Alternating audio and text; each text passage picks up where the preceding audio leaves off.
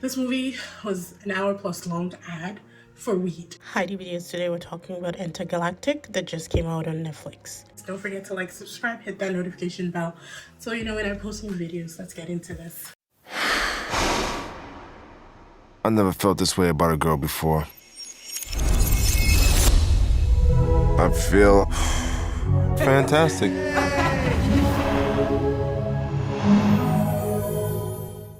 I thought this movie was okay. It was not original in any way, but the style of telling the story was original. So the style of using animation, and not just any kind of animation, it's kind of like a mix between the Boondocks and Archer combination kind of animation to tell the story is what honestly kept me engaged. If this had been a live action with just regular human beings, I probably wouldn't have watched this because I've seen this story before. It's the ability to capture a moment, stop time, because sometimes moments can get too big for us. The story follows Jabari, who's voiced by Kid Cudi, with him moving into this new Manhattan apartment. It's really nice. And meeting his neighbor Meadow, who's voiced by Jessica Williams, and them kind of falling in love and their love story. He's also on the rise professionally, as is she, and that's why they're able to afford such nice apartments. And I just like that. I like that you could see a brother and a sister doing really well and just living their lives, being creatives for that matter. I'm your new neighbor, Jabari.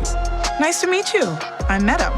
Girl, is that your neighbor? Yeah, he's cute. I will say that there was a little disconnect between them speaking and the animation like talking. I don't know if I'm explaining that properly, and sometimes that took me out because I think maybe there were problems with sound production because sometimes it was just delayed, and sometimes it almost felt like they were writing in characters for the amount of cast members that they had. They had a ton of people on this, from T.Y. Dollar Sign to Timothée Chalamet. There were a lot of people on this, and I feel like they didn't really have enough characters and they just kind of wrote them in. I know what these tingles are. Jabari. I'm Meadow. It's just butterflies. Such an angel. It is not just butterflies. That is fate. That is love. Love. The characters voiced by Jaden Smith and Macaulay Culkin, for one, those two didn't really make sense. We hadn't seen them at all, and all of a sudden they're introduced and they're part of the group, and you know, they're having heart-to-heart conversations. It was a disconnect for me. That didn't make sense with the storyline, but I get it. If you have Jaden Smith or you have Macaulay Culkin on your cast list, you definitely have to find a spot for them. So I can understand why it was done. I just didn't really appreciate it in the movie. All I wanted to do was bone. I mean, right there, hanging from the incinerator door, just wild, wet, Sloppy, choking. Oh, like right up to the point of losing consciousness. Oh, God. My favorite character in the entire movie was Karina, who was voiced by Vanessa Hudgens. I just love this girl. She was raunchy, she was funny, she was smart, and I liked everything about it. It was classy with a side of hood, and I thought that was fantastic. I wanted to see more and more of her in the show. Alright, then what happened? Then I just took her home.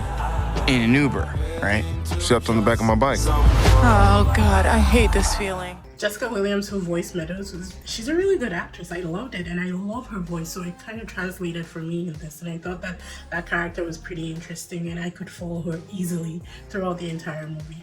One other thing was the music production was really good, and you can expect nothing less from Kid Cudi.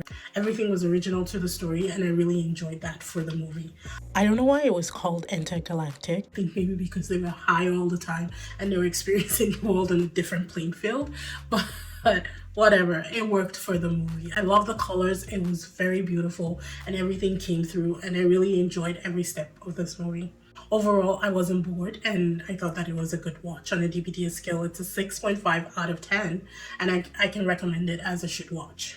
But thank you guys for tuning in. Don't forget to like, subscribe, hit that notification bell so you know when I post new videos. You can expect videos every Mondays, Wednesdays, and Fridays. I will see you in the next one.